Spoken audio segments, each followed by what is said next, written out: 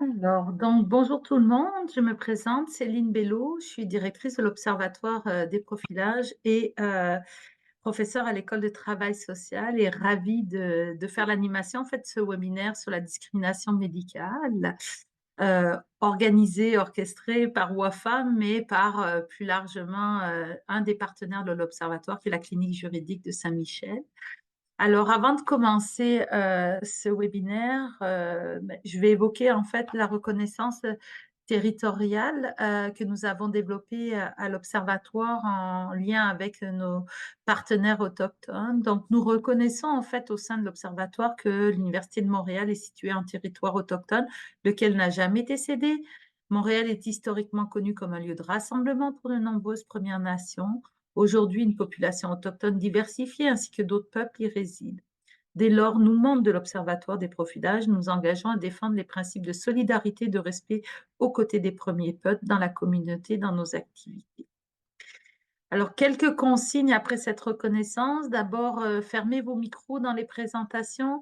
Lorsque on ouvrira la période de questions, vous pouvez prendre la parole ou éventuellement poser vos questions dans le chat. Vous rappelez aussi que la partie de la présentation est enregistrée, mais que les questions ne le sont pas. Donc, sentez-vous bien à l'aise de poser les questions que vous souhaitez. Quelques mots sur l'Observatoire des profilages. Donc, l'Observatoire des profilages, c'est une structure de recherche financée par le Conseil de recherche en sciences humaines du Canada. C'est une structure, pardon, qui rassemble une trentaine de chercheurs de différentes disciplines, criminologie, sciences politiques, sociologie, travail social en partie, et une vingtaine d'organismes partenaires en défense des droits, dont la clinique juridique Saint-Michel qui porte ce projet sur le racisme médical. Et nous travaillons donc à la fois à documenter les situations de profilage, mais aussi les expériences de profilage vécues par les personnes et par les communautés et les moyens de lutter contre ces profilages. Donc, c'est nos mandats au sein de cette structure-là. Et l'idée, c'est de renforcer en fait les plaidoyers de nos partenaires et la recherche en regard des profilages.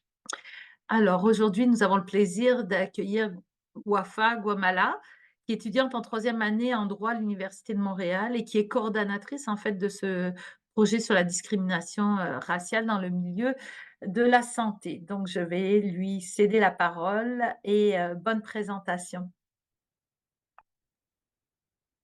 Merci beaucoup, Céline. Donc, je vais commencer euh, en partageant la présentation.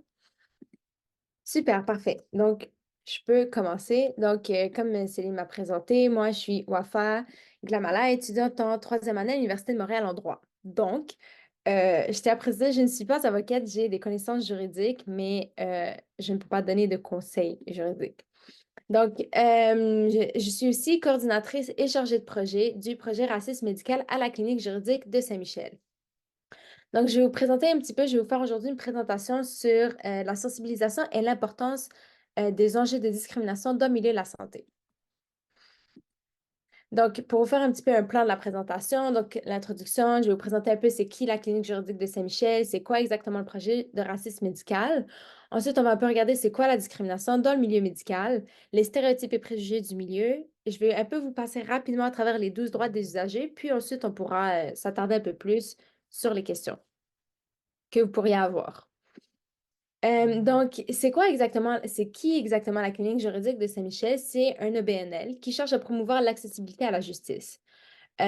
Donc, alors que les besoins juridiques dans l'est de la ville sont criants et que plusieurs centres communautaires dans ces quartiers n'ont pas les ressources adéquates pour répondre à un tel besoin, la clinique juridique de Saint-Michel, elle a mis en place une équipe de professionnels à la disposition de la population montréalaise dans des problèmes juridiques.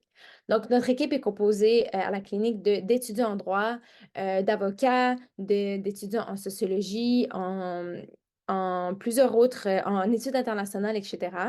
Et en fait, notre objectif, même si on est basé à la clinique juridique de Saint-Michel, on a des projets à la grandeur de Montréal et même du Québec. Donc, on a des projets qui se déplacent, puis c'est ça.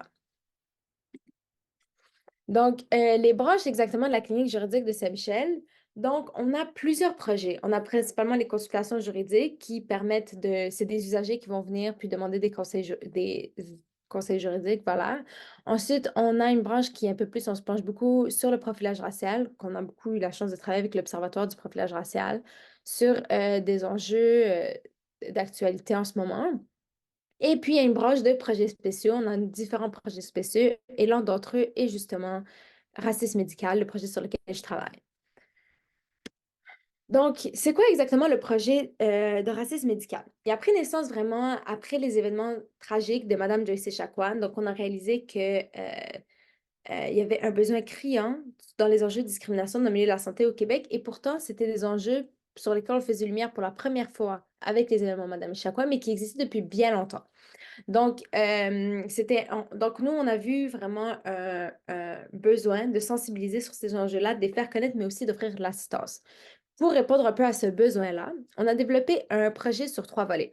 Donc, un premier volet d'assistance juridique et psychologique. Donc, on offre des soutiens juridiques parce que c'est un peu difficile de naviguer le système des institutions québécoises qui est assez complexe une fois qu'on a été victime de discrimination dans le milieu de la santé, mais aussi psychologique parce qu'il faut savoir que les événements de discrimination dans le milieu de la santé ont un impact direct sur l'intégrité corporelle des gens et ça a vraiment des impacts psychologiques, des traumas profonds qui vont rester chez les gens. Et donc, si on veut être en mesure de les accompagner à travers le volet juridique, il faut aussi être en mesure de les aider à travers le volet psychologique. Donc, les deux vont de pair, je vous dirais. Ensuite, on a un deuxième volet qui est d'information.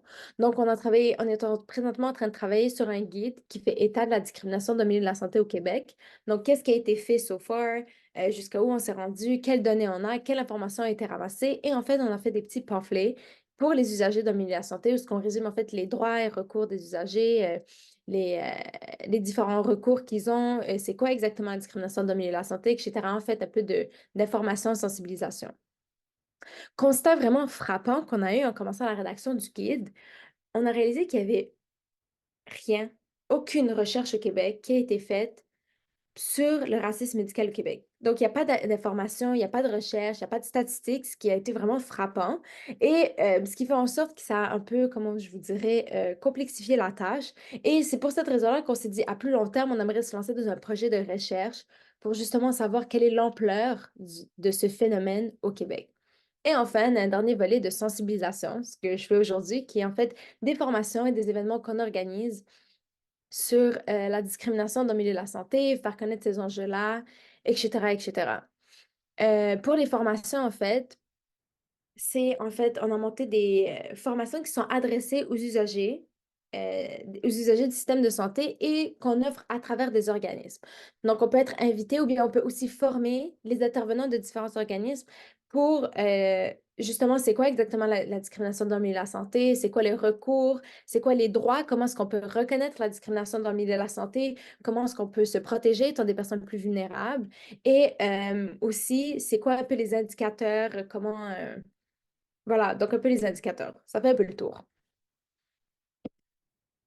Donc ici, l'année passée, on a eu un événement qui était justement le lancement du projet et puis qui a été médiatisé. Donc il y a quelques articles de journal si ça vous intéresse. J'ai mis ça ici. Je peux par la suite vous les renvoyer. Donc, on va commencer directement dans le vif du sujet. Et un peu, ça va être de regarder c'est quoi exactement la définition d'un usager. Donc, je vous ai repris ici la définition d'un usager du système de santé. Je vous ai repris ici la définition du ministère de la Santé et des Services sociaux du Québec. Donc, un usager est une personne physique qui a ou qui a eu recours aux services de santé ou aux services sociaux donnés par un établissement du réseau de la santé et des services sociaux du Québec. La notion d'usager doit s'interpréter en rapport avec l'admission, l'enregistrement ou l'inscription de l'usager et de ses proches recevant des services. Ainsi, dans la mesure où la personne concernée peut établir qu'elle a reçu un service de l'établissement, elle est considérée comme une usagère. Il n'y a aucune restriction quant à la nature, la fréquence, la continuité du service reçu par l'usager ou ses proches. Donc, c'est juste à souligner un peu la fin de la définition. Donc, il n'y a aucune restriction quant à la nature, la fréquence ou la continuité du service reçu. Donc, c'est très difficile d'être exclu de la définition d'usager pour vous dire, la seconde qu'on fait affaire, que ce soit une seule fois dans une vie avec les services sociaux du Québec, on est considéré comme un usager. Donc, il y a des protections qui vont venir avec, ce qu'on verra par la suite. Et aussi, comme on a pu voir, il n'y a pas de restrictions quant à la citoyenneté, la RAMQ, la nationalité, etc. ce qui fait que les protections vont venir une fois qu'on fait recours à ces services-là.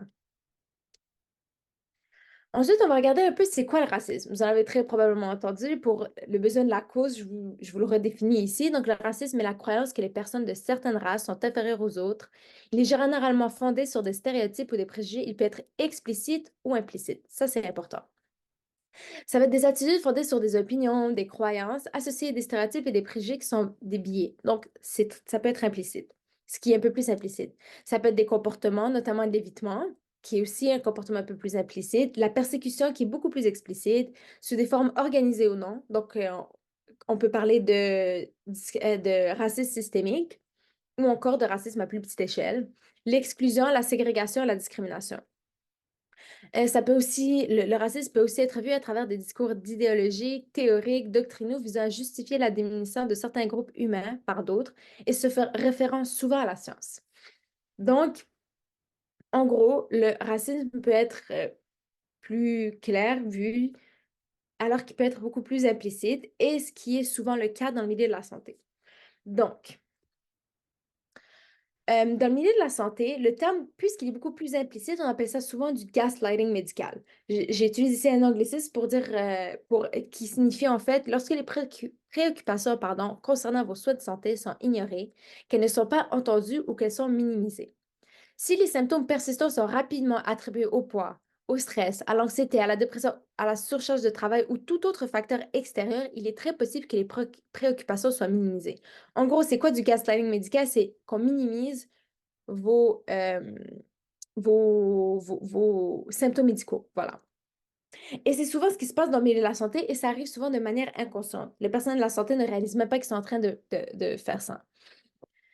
Et je vous donne des exemples, par exemple, qui peuvent vous sonner en fait un peu une cloche. Par exemple, c'est dans votre tête, vous allez voir vous allez voir un médecin, vous lui expliquez, il y a un programme récurrent, puis vous avez fait ça fait plusieurs médecins que vous voyez, puis vous dites non, non, c'est juste dans votre tête. Ah, c'est normal pour ton âge. Ou est-ce qu'on va dire, ah, avant même d'avoir fait des analyses, avant même d'être passé à travers n'importe quel test, le personnel soignant va dire, ah, je suis sûre que c'est pas ça. Avant même que les analyses soient sorties. Ou encore, ah, mais c'est juste une inflammation, ça arrive. Vous connaissez votre corps, comme on dit souvent, et vous savez s'il y a quelque chose qui cloche ou pas. Donc, c'est ça. Et puis ensuite, pour revenir un petit peu à ce que je vous disais par rapport au gaslighting médical, c'est que c'est important de comprendre, nous, l'approche de notre projet, ça va jamais être une approche d'accusation du système de la santé, mais plutôt au contraire une approche un peu plus de réparation, si je peux appeler ça comme ça, parce qu'on veut renouer en fait le lien de confiance entre les usagers qui ont été victimes de discrimination dans le milieu de la santé ou qui sont susceptibles d'en vivre avec le personnel soignant. Donc, on veut en fait harmoniser un peu le tout et faire connaître ces enjeux-là afin que les gens soient plus conscients parce que très souvent, première étape pour briser des biais inconscients, de préjugés, c'est simplement de les connaître, d'être conscient que ce phénomène-là sont existants. Donc, c'est ça. Puis souvent, ce qui arrive dans le milieu médical, c'est très rare d'avoir des cas comme ceux de Mme Joyce Echaquan qui sont vraiment frappants ou que c'est vraiment choquant. On va entendre des propos choquants ou une attitude choquante. Mais, euh, mais c'est très souvent, des fois, tu sais, des petits commentaires, le personnel soignant ne peut même pas être conscient, en fait, qui, qu'il a des biais ou des préjugés inconscients. On en verra d'autres exemples un peu très prochainement. Donc ensuite, pourquoi est-ce qu'on se penche autant sur ce phénomène-là? C'est parce qu'il faut savoir que le racisme a vraiment des impacts profonds dans les services de soins.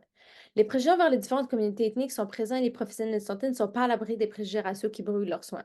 Lorsque les préoccupations concernant vos soins de santé sont ignorées, qu'elles sont minimisées par un professionnel de la santé, vous êtes une personne racisée, c'est-à-dire une personne non blanche, il est possible que vous soyez victime de racisme médical. Les préjugés conscients ou inconscients ont un impact important sur la qualité de vos soins. C'est ça qu'il faut retenir. C'est que non, euh, sans même le vouloir, le fait que la personne qui vous offre des soins a des préjugés ou des biais inconscients, ça va faire en sorte que le traitement médical que vous allez avoir va varier d'une personne à l'autre. Et ça, c'est très, très, très inquiétant, si je peux dire ça comme ça, parce que on joue avec la santé des gens. Et au Canada, on est censé avoir, malgré un système de santé universel et une protection constitutionnelle et quasi même constitutionnelle de l'inviolabilité, je m'excuse, de l'intégrité de la personne, des inégalités de soins persistent dans le milieu de la santé à l'issue des communautés racisées et ethnoculturelles. Donc, on a des protections qui sont profondément ancrées dans le système juridique canadien. Et malgré ça, à cause de ces biais, ces préjugés inconscients, il va y avoir des, ces droits, en fait, peuvent être violés sans même qu'on le réalise.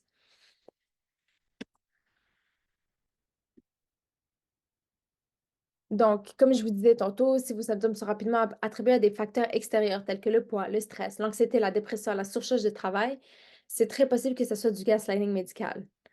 Et donc, en raison de certains stéréotypes et préjugés associés à certaines communautés, certaines personnes sont plus susceptibles d'être victimes de gaslighting médical ou de subir des erreurs médicales. C'est le cas notamment des personnes noires, allophones et autochtones au Québec. Donc, comme je vous disais, parmi les exemples rapidement qu'on a entendu parler sur l'actualité, c'est qu'il y a très peu de données sur les expériences médicales en matière de soins de santé. Donc, on ne connaît pas exactement c'est quoi l'ampleur du phénomène au Québec. On n'a pas de statistiques, il y a très peu de recherches qui ont été faites. Il y a des recherches par-ci, par-là qui sont, comment je vous dirais, genre parcellaires, voilà, mais vraiment une bonne vue d'ensemble, il n'y a pas. Et puis, on n'a pas non plus des données qui regroupent les différentes communautés racisées. Donc, on va avoir des fois des recherches, par exemple, comme on a entendu beaucoup parler sur les stérilisations forcées pour les femmes autochtones, notamment le documentaire qui est sorti sur RDI, puis l'enquête qui a été menée. Donc, ça, par exemple, on en a entendu parler pour les femmes autochtones, mais c'est un phénomène aussi qui se produit pour aussi les femmes noires au Québec. Donc, mais on ne connaît pas l'ampleur de ce phénomène-là parce qu'il n'a pas encore été étudié. Ou encore le fameux événement qui a vraiment fait boule de neige au Québec, qui a vraiment fait connaître ce phénomène-là, c'est vraiment le tragique événement Madame Joyce Echaquan. Pour vous faire un récapitulatif rapide, c'est une femme autochtone qui s'est présentée si je ne me trompe pas, l'hôpital de Joliette ou le CIUS de Joliette, mais je sais que c'était à Joliette, et qui, pour des maux de ventre, et puis directement le personnel soignant a attribué ses maux de ventre à des problèmes de drogue, de consommation d'alcool, à la place de plutôt se pencher sur d'autres causes médicales, ce qui a fait en sorte que une chose a mené à l'autre. Madame Echaquan a été mal prise en charge par le personnel soignant. On n'a pas pu identifier la maladie dont elle souffrait. Elle en est décédée et en plus de ça, un peu avant son décès, elle sort son téléphone, elle commence à filmer le traitement qu'elle avait par des infirmières qui étaient vraiment atroces, qui disaient des affaires qui étaient extrêmement déplacées dans un milieu professionnel et même je veux dire en général, mais elle a eu le réflexe de justement filmer ça et c'était pour la première fois qu'on entendait dans les plateformes médiatiques euh, comment dire, on entendait pour la première fois dans les plateformes médiatiques des propos de la sorte par le personnel soignant, filmés au Québec. Donc, c'est ça. Donc, il faut savoir qu'aux États-Unis, ce phénomène est beaucoup plus étudié, recherché. Il y a beaucoup plus de statistiques. Dans le reste du Canada aussi, il y a beaucoup plus de recherches, de statistiques qui se trouvent. En Europe aussi, mais au Québec, c'est vraiment un manque accru qui est aussi inquiétant et indicateur, en fait, de l'avancement du Québec sur cet enjeu-là. Donc, je vais vous présenter quelques exemples de stéréotypes, de préjugés et comment est-ce qu'ils s'illustrent en fait dans le milieu de la santé, comment est-ce que ça a des impacts directs. Donc, je vais vous commencer avec des exemples, les différences biologiques que des étudiants en médecine ont cru avoir. Donc, c'est une étude qui a été menée c'est une étude qui a été menée aux États-Unis déjà, auprès d'à peu près 222 étudiants en médecine interne, euh, qui a été apparue dans un magazine américain. Donc, dans cette étude-là, ce qu'on a constaté au grand, à la grande surprise de tous, c'est qu'un assez grand nombre parmi ces futurs médecins pensaient à tort qu'il existait des différences biologiques entre les Noirs et les Blancs. Donc, parmi les différences qu'ils pensaient avoir, c'est notamment que les peaux noires sont plus épaisses, que leur sang se coagule plus vite, qu'ils vieillissent plus lentement et que leurs terminaisons nerveuses sont moins sensibles. Ça mène à quoi? Ça mène ça peut avoir, ça mène à quoi? Des conséquences désastreuses, voilà le terme. Donc, sur la prise en charge sur la prise en charge dans le système de santé des usagers afro-descendants. Pourquoi? Parce que ce que ça fait, c'est qu'on va prendre la façon qu'on va traiter les maladies va varier d'une personne à l'autre dépendamment de leur, différence de la couleur de peau. Et notamment, si on prend par exemple les terminaisons nerveuses sont moins sensibles, on va souvent attribuer ça au fait que les personnes noires sont donc plus résistantes à la douleur, ce qui n'est pas du tout le cas. Par des études scientifiques qui ont prouvé que ce n'était pas le cas. De plus, les chercheurs ont découvert que la moitié du groupe pensait qu'au moins une de ces croyances était exacte, OK? Donc, les croyances que je vous disais, et que ces mêmes futurs médecins ont le plus souvent sous-estimé la douleur des patients noirs fictifs de l'étude et prescrivant des antidouleurs qui étaient beaucoup plus faibles pour les personnes noires que pour les personnes blanches. Et ces idées fausses existent depuis déjà très longtemps. Donc, on le sait depuis dans l'histoire des États-Unis et même dans l'histoire de la médecine occidentale, pendant un long moment, ces idées ont été utilisées pour justifier l'esclavage et le traitement inhumain des Afro-Américains en médecine. Et ces chercheurs-là, c'est à quoi attribuent justement ces préjugés qui existent dans le milieu médical. Ces préjugés sont aussi perpétués au sein même du monde médical, donc pas seulement aux États-Unis, et relèvent souvent de biais inconscients, et parfois même conscients, d'après ces études, et peuvent avoir une répercussion cruciale et directe sur la prise en charge des patients. L'idée erronée selon laquelle ces personnes-là seraient plus tolérantes à la douleur peut entraîner des délais de diagnostic, une sous-estimation des symptômes et par conséquent une augmentation de la mortalité. Donc, c'est vraiment crucial de reconnaître la tolérance pardon, à la douleur n'est pas déterminée par la race et que des efforts doivent être déployés dans les systèmes de santé pour justement faire euh, connaître ces informations-là et sensibiliser aux différents préjugés qui existent pour assurer que les gens aient accès, quelle que soit leur ethnicité, à des soins de santé qui sont objectifs, très importants, mais aussi équitables. Euh, Ensuite, un autre exemple qu'on avait pu euh, déterminer à travers nos recherches, c'est le risque accru de mortalité chez les femmes noires. Donc, il y a un phénomène qui a été identifié aux États-Unis qu'on appelle le Angry Black Woman Syndrome. Comment est-ce que ça s'explique? En fait, c'est que aux États-Unis, dans le système de santé, on attribue les femmes noires comme étant des femmes plus difficiles, plus chialeuses, si je peux me permettre le terme familier, plus demandantes, qui sont aussi beaucoup plus robustes et ce qui fait en sorte que on va leur offrir des soins de santé qui ne sont pas adéquats à leur situation. Parce que pour le même, il y a des études qui ont été faites qui ont prouvé que pour les mêmes démonstrations de la douleur pour une femme blanche et une femme noire, les préoccupations de la femme blanche vont être prises beaucoup plus au sérieux que celles de la femme noire et la médication qui va être donnée à la femme noire, à la femme blanche va être plus élevée que celle qu'une femme noire pourrait recevoir. Donc, c'est ça.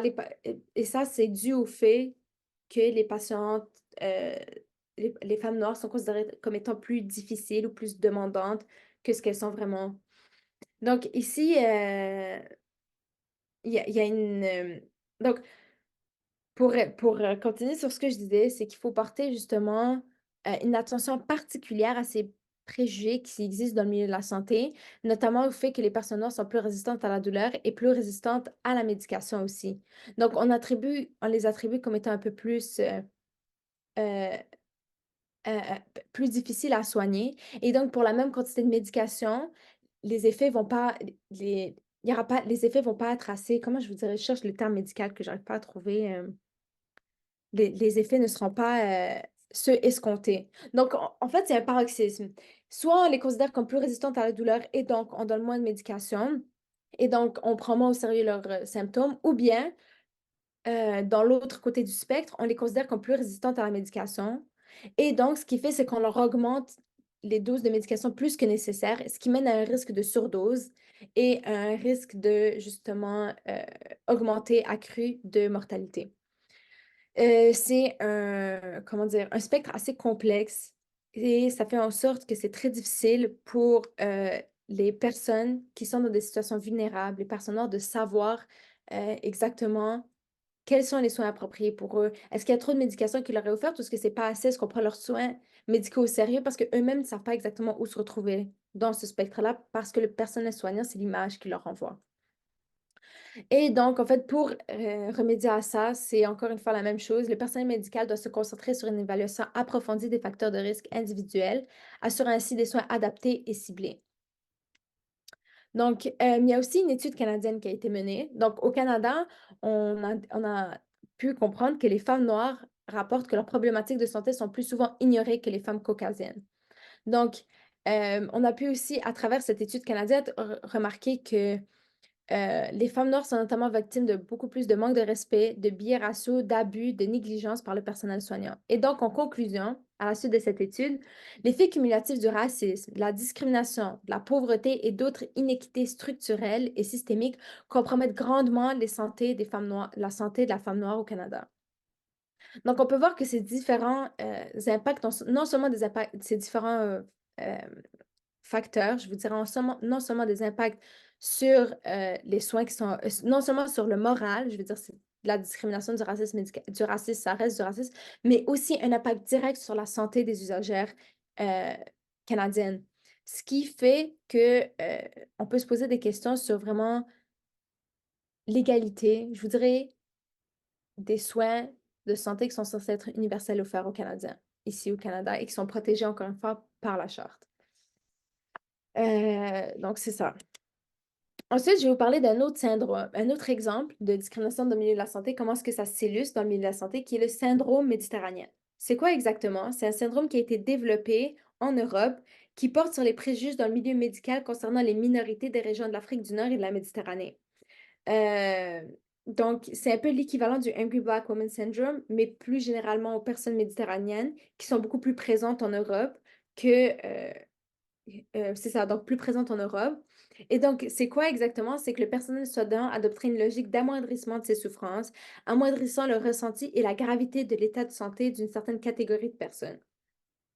Donc, encore une fois, les soins des personnes de santé ne sont pas pris au sérieux. Voilà. Les douleurs démonstrées par les usagers, pardon, ne sont pas prises au sérieux. Voilà. Et donc, il y a aussi un autre phénomène important qui a été aussi développé en Europe qui concerne la discrimination envers les personnes allophones. Il y a souvent, comment je vous dirais ça, une infantilisation, voilà, du personnel soignant envers les personnes allophones parce qu'ils ont plus de difficultés à communiquer ou parce que la langue avec laquelle on va communiquer avec eux n'est pas leur première langue. Et donc, on va les prendre pour des personnes un peu plus euh, moins intelligentes, voilà. Et ce qui fait en sorte que on leur explique pas de façon complète et profonde les soins auxquels ils vont avoir accès, les impacts des soins auxquels ils vont avoir, les conséquences de ces soins-là et en fait les différentes options qui s'offrent à eux. On va avoir une attitude infantilisante, souvent simplifiant le plus possible les traitements médicaux et on va aussi souvent s'abstenir de présenter les différentes options. Donc, on va faire un choix pour eux ce qui est, encore une fois, très grave au niveau juridique. Je vous dirai ce que je vous expliquerai un petit peu plus tard. Donc, c'est ça. Donc, il faut genre, c'est aussi simple qu'il faut comprendre. C'est pas parce que la personne, sa langue première, c'est pas le français ou l'anglais, vous avez de la difficulté à communiquer, qu'elle est pour le moins intelligente. Si vous parlez avec elle dans sa langue, euh, elle comprendrait parfaitement de quoi vous parlez, elle serait capable de capter les nuances et la complexité des propos, mais c'est simplement qu'elle n'a pas le langage nécessaire, les termes nécessaires pour être en mesure de comprendre ce que vous lui dites. Et dans ce cas-là, c'est très important de s'assurer que même les personnes allophones ont le droit à des explications complètes. Et c'est ça, des explications complètes et justes des soins de santé auxquels ils vont avoir accès. Donc, je vous donne aussi je pense, dernier exemple, c'est sur la santé mentale. Donc, il faut savoir que la discrimination dans le milieu de la santé a non seulement des impacts sur les soins de santé physiques, mais aussi sur les soins de santé mentale. Il faut savoir que les personnes qui sont dans le système de santé pour des soins de santé mentale sont parmi les plus vulnérables du système de santé parce qu'ils ne sont même pas en mesure de consentir à leurs soins, ils ne sont pas en mesure de comprendre et souvent ne prennent pas des décisions médicales pour eux-mêmes. Donc, ils sont souvent inconscients de ce qui se passe autour d'eux. Et il y a même une étude qui a été faite aux États-Unis qui a prouvé que dans des cas de santé mentale, pour des personnes blanches, des hommes blancs qui démontraient exactement les mêmes symptômes, la même maladie, les hommes noirs recevaient une dose de médication plus grande, sans même le réaliser, sans même en être conscient et sans même consentir à avoir une dose de médicaments plus grande que celle que les personnes blanches recevraient. Et il y a aussi des études qui ont été faites qui ont prouvé que non seulement les gens dans la santé mentale, oui, ils sont plus vulnérables, oui, ils sont à subir la discrimination dans le milieu de la santé, à des abus sans même être issus de comment dire? Sans même être issus de communautés racisées, mais le fait qu'on rajoute le facteur, racisé, ça fait en sorte que ça amplifie les risques. Et il y a même une étude qui a été faite qui prouvait en fait le contraire, que justement la santé mentale avait aussi un impact sur la santé physique des gens. Et donc, comment est-ce que, pour développer un peu plus ça, je vous dirais qu'il y a des études qui ont été faites sur des personnes racisées, notamment des personnes noires, qui avaient prouvé que le stress, la discrimination, les enjeux d'abus, de négligence qu'ils étaient victimes au quotidien avaient directement un impact sur leur santé physique et ça augmentait donc le risque de maladies chroniques dont ils pouvaient être victimes, notamment le diabète. C'est une étude qui a aussi été faite aux États-Unis. Donc, c'est ça, ça fait un peu le tour pour la santé mentale. Ah oui, et mon dernier exemple, qu'on a énormément entendu parler les dernières années, c'est celui de la Direction de la protection de la jeunesse, qu'on appelle aussi la DPJ. Donc, dans une étude canadienne qui a été faite, donc le rapport éclairant sur l'état de situation des déterminants sociaux et les inquiétés en santé pour les Canadiens noirs, parmi les conclusions du rapport, un des points les plus alarmants était la surreprésentation des enfants noirs dans le système de la protection de la jeunesse. Donc, parmi les enfants afrodescendants en général au Canada représentent 15% de la population. Pourtant, ils représentent 30% des signalements retenus qui proviennent majoritairement des écoles. Donc, les écoles vont avoir un plus grand taux de signalement des enfants afrodescendants. Et on a aussi pu constater qu'il y a 2 fois plus de chances que une fois qu'ils ont été signalés, il y a une évaluation et durant cette évaluation-là, comment ça marche à la DPJ, c'est soit ils sont, heu, soit les enfants vont être gardés dans leur famille en attendant qu'ils regardent qu'est-ce qui se fait, ou bien s'il y a quelque chose qu'on considère de trop inquiétant, ils vont plutôt être déplacés de leur milieu de familiaux, pardon, et placés dans des familles d'accueil. Et on a constaté qu'il y a 2 fois plus de chances que les enfants afrodescendants soient retirés de leurs milieux familiaux, comparé à d'autres enfants, et qu'il y a aussi encore plus de chances qu'ils se retrouvent devant les tribunaux, comparé à d'autres enfants. Donc ces statistiques-là nous permettent vraiment de constater la vulnérabilité, qui est désolante, en fait, des enfants afrodescendants dans le système, de la protection de la jeunesse. Et c'est aussi vraiment dommage parce qu'il faut aussi se rappeler que les enfants sont même pas en mesure de consentir pour leurs propres soins médicaux avant l'âge de 14 ans, qui sont souvent, qui n'ont pas leur mot à dire et qui sont souvent inconscients de ce qui se passe autour d'eux. Donc, ils vont se retrouver d'une famille à l'autre, vont perdre leur stabilité qui est un facteur très important pour le développement, adéquat des enfants et ce qui fait en sorte que ces mouvements, c'est en fait, ces injustices qu'ils peuvent subir à travers la DPJ ont des impacts à long terme dans leur développement personnel en tant qu'adolescent, en tant que jeune adulte et en tant que adulte par la suite. Donc, c'est pas seulement des impacts à courte durée, mais aussi vraiment à plus long terme que peut avoir la discrimination dans le milieu de la santé. Euh, non seulement sur le développement physique, comme je vous avais expliqué plus tôt, mais aussi sur santé mentale, comme on a vu, mais aussi sur le développement des enfants. Donc, la discrimination dans le milieu de la santé a vraiment des impacts sur, euh, à tous les niveaux sur les jeunes, pas sur les jeunes, sur les personnes racisées. Et on ne réalise pas en fait l'ampleur de l'impact jusqu'à ce qu'on se penche et qu'on commence à en discuter. Souvent, quand on va parler avec les gens, ils vont penser discrimination dans le milieu de la santé. Tu sais, l'infirmière a été un petit peu plus agressif avec moi. On n'a pas pris en considération mes soins de santé, mes symptômes, etc., etc. Mais c'est beaucoup plus profond que ça.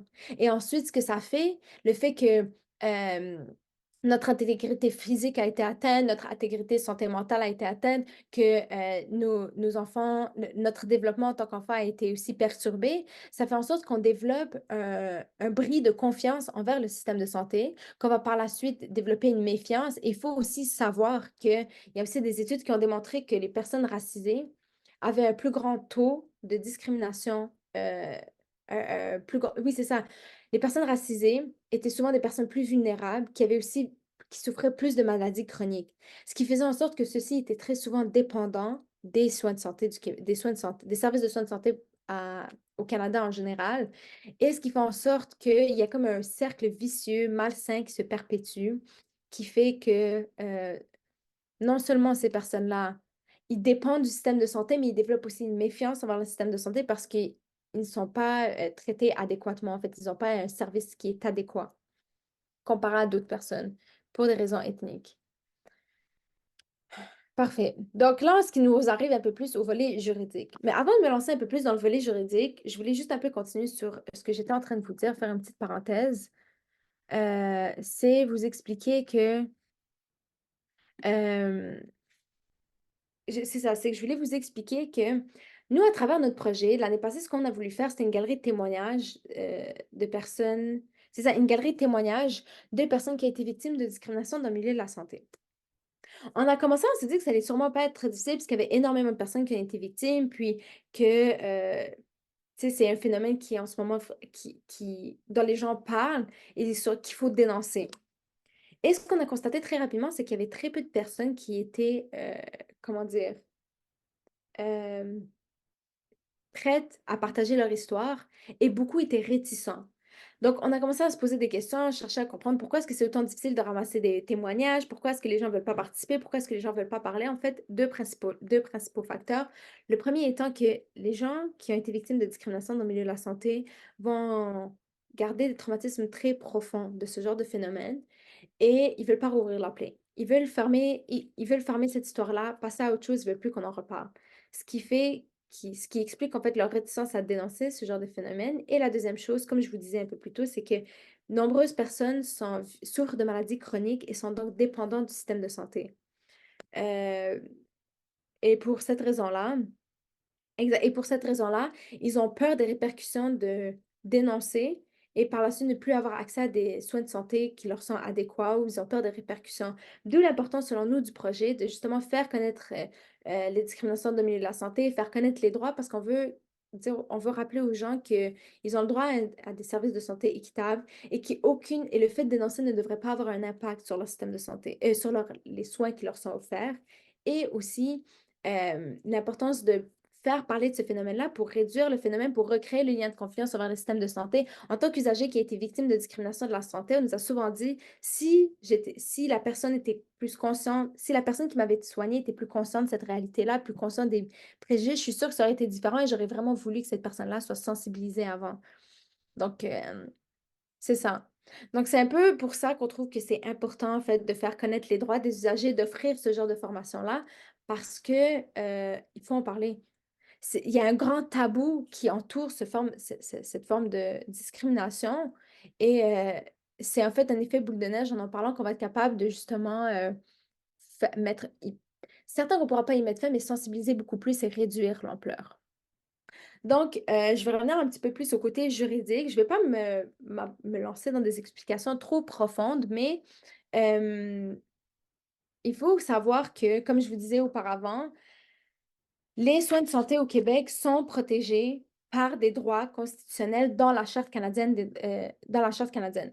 Donc, la majorité des droits de la santé découlent soit du droit à l'intégrité ou encore du droit au consentement. Donc, pour les soins qu'on nous fait, la Charte oblige le personnel soignant à s'assurer que les soins qu'on reçoit, on y a consenti. Et pour consentir, il faut savoir sur quoi on consent, quelle est l'ampleur de l'acte auquel on consent. Et aussi, il faut savoir quel est l'impact sur notre intégrité corporelle. Donc, c'est quoi, genre, il y a des limites à ce que il y a des limites à ce que le personnel soignant peut faire sur notre corps, car il s'est protégé par l'intégrité, par le droit à la charte à l'intégrité. Je ne sais pas si c'était un peu clair, j'ai essayé de simplifier ça. Donc, et justement, de ces deux droits, donc le droit à l'intégrité corporelle et ainsi le droit au consentement, découlent les 12 droits des usagers qui sont présentés dans la L4S, donc la loi sur les services sociaux du Québec. Donc, les 12 principaux droits des usagers sont le droit à l'information. Donc, le personnel soignant doit vous informer sur votre état de santé physique et mental, sur les traitements possibles, avec les risques et les conséquences. C'est aussi le droit d'être informé sur les services disponibles dans son milieu et les différentes options, ainsi que la manière d'obtenir les services. Euh, Ensuite, le deuxième, c'est le droit de consentir à des soins ou de les refuser. Donc, euh, c'est simplement j'ai le droit de dire oui ou non à un soin, des traitements, des examens. Personne ne peut être soumis à des traitements sans son accord, ce qui est directement relié au droit à l'intégrité. Et toutes les décisions qui sont prises pour l'usager doivent être discutées avec lui. Mais dans certains cas, il faut savoir que le consentement peut être obtenu par une autre personne en son nom, selon les dispositions prévues à la loi. Donc, il y a quelques exceptions qui s'offrent, mais ça, dans des cas où quelqu'un d'autre peut consentir pour vous, mais il faut que ce soit vraiment dans un cadre juridique précis. Aussi, on a le droit de participer aux décisions. Donc, ça revient un peu à ce que je disais plus tôt. Le droit d'être accompagné, assisté et d'être représenté. Donc, je vous reviens avec l'exemple des personnes allophones qui ne sont pas en mesure de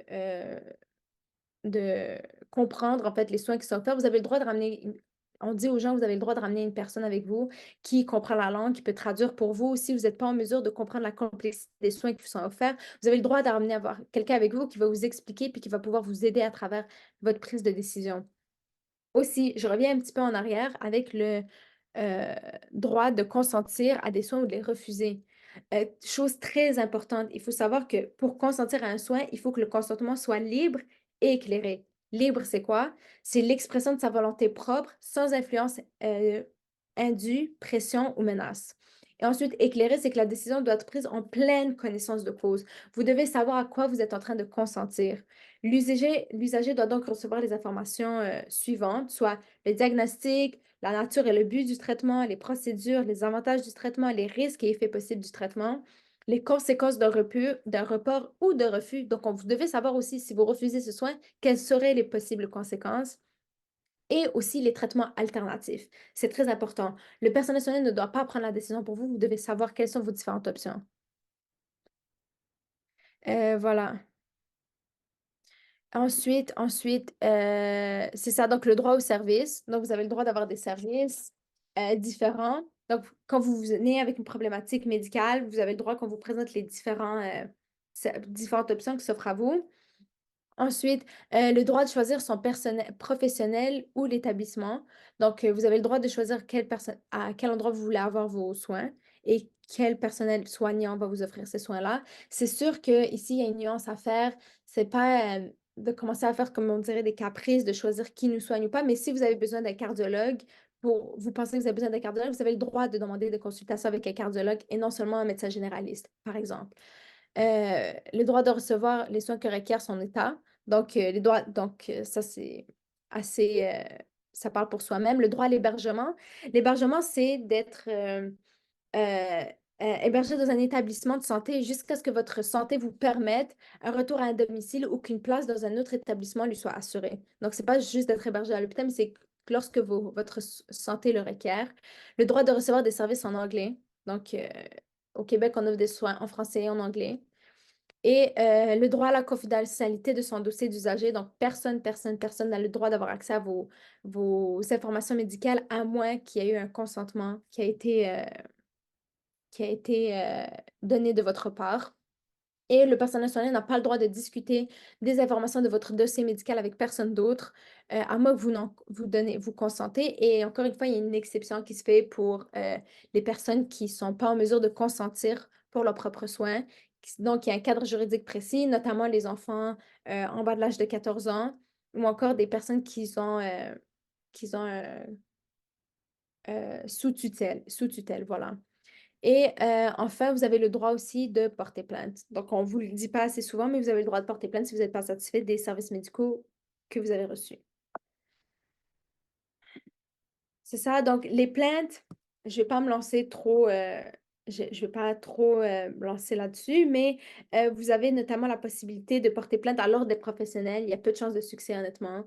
Le commissaire aux plaintes, donc, qui fait des enquêtes et recommandations, mais les recommandations ne sont pas juridiquement contraignantes. Ensuite, quand nous, on a mené un peu nos recherches pour comprendre comment ça marchait, le commissaire aux plaintes, il faut savoir que souvent, les plaintes on les reçoit, on n'a jamais vraiment de feedback, on ne sait pas qu'est-ce qui se fait avec, il y a pas d'informations et ça a pas vraiment un grand impact. Donc en général, ça, c'est vraiment, malheureux parce que le principe est bon, mais l'application théorique est pas aussi effective que ce qui serait souhaité, je vous dirais.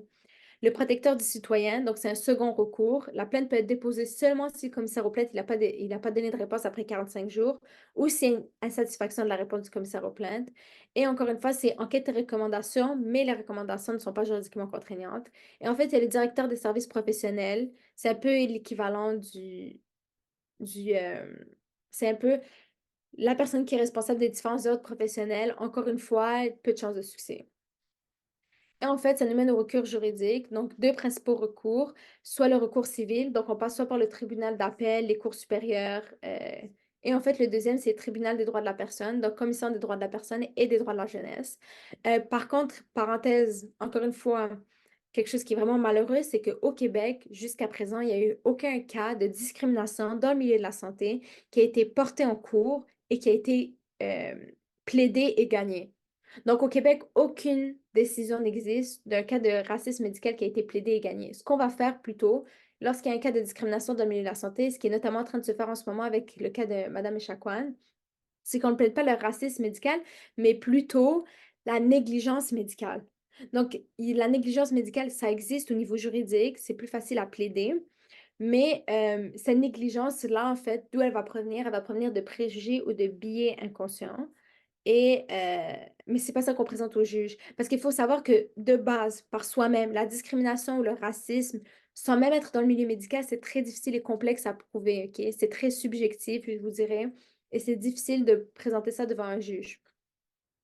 Donc c'est ça. Donc dans le milieu médical, comment ça marche? C'est qu'on plaide de la négligence médicale, c'est plus facile, puis on va prouver que cette négligence médicale-là a eu des impacts sur l'intégrité physique, l'intégrité corporelle ou que les droits que je vous ai présentés auparavant ont été violés par le personnel soignant. Donc voilà. On va aussi souvent donner quelques astuces pardon, aux usagers de système de santé, aux personnes qui vont assister aux formations sur comment en fait un peu se protéger de la discrimination dans le milieu de la santé. Donc la première chose qu'on dit, qu'on répète, c'est poser des questions. N'ayez pas peur de poser des questions. Cherchez à comprendre. S'il y a quelque chose qui n'est pas clair, n'hésitez pas à insister. C'est votre droit. Ensuite, prendre des notes avant de consulter votre médecin et dresser la liste des changements que vous avez constatés dans votre état de santé. Donc, prenez note parce que ça s'oublie rapidement. C'est difficile aussi c'est subjectif en fait, la douleur et les symptômes que vous avez. Des fois, donc c'est difficile en fait de faire ces comparaisons-là. Préparer une liste de questions et de préoccupations avant d'aller voir votre médecin.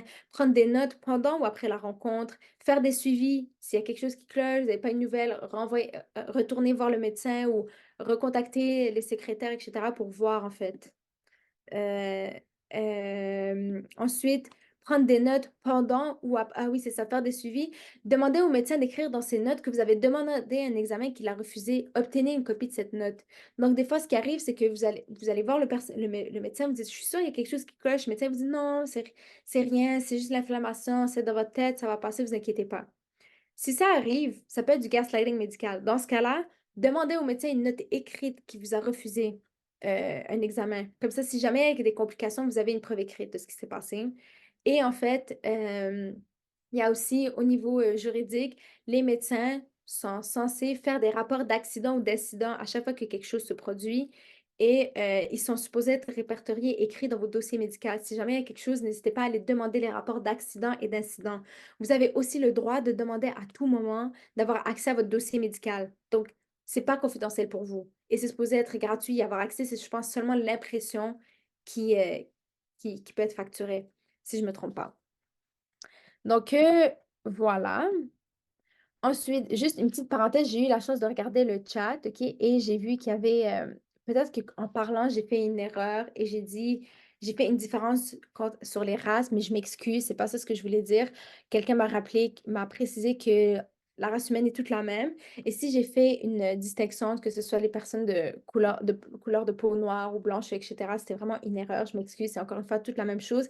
Et quand on parle de personnes racisées, encore une fois, c'est plus des concepts pour différencier euh, des personnes qui sont plus victimes de vivre justement du racisme. Donc, je voulais juste m'assurer que ça, c'était clair. Et puis voilà, donc ça fait un peu le tour pour moi. Je vous mets ici, le courriel de la clinique si jamais, le courriel du projet, donc si jamais vous avez des questions, vous avez des intérêts pour le projet, vous pouvez me contacter à tout moment. Il y a aussi le site web de la clinique juridique et en fait, il y a aussi un podcast qui est sorti sur, la discrimination dans le milieu de la santé. Si ça vous intéresse, un épisode, vous pouvez aussi l'écouter. Donc ça fait un peu le tour pour moi et je vais pouvoir en fait, maintenant répondre à vos questions, si vous en avez. Alors, ben, merci pour cette présentation. Est-ce qu'il y a des questions?